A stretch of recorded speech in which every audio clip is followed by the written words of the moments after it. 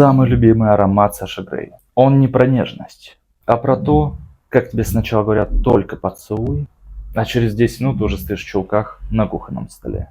Данный парфюм — это когда ты входишь в комнату, и воздух становится таким густым, что его хочется не вдохнуть, а следовать. Аромат сладкий, сливочный, с ванилью.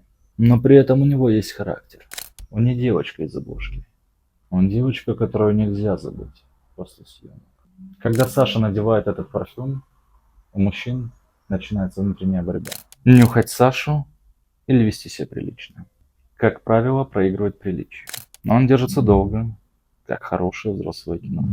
Вроде бы все уже закончилось, а сцена в голове повторяется еще 3 дня. Данный аромат, как Саша, в свои лучшие годы. Сладкий, грязный и вечно оставляющий пятна на постельном белье. И это Ричард Вайт Чокола.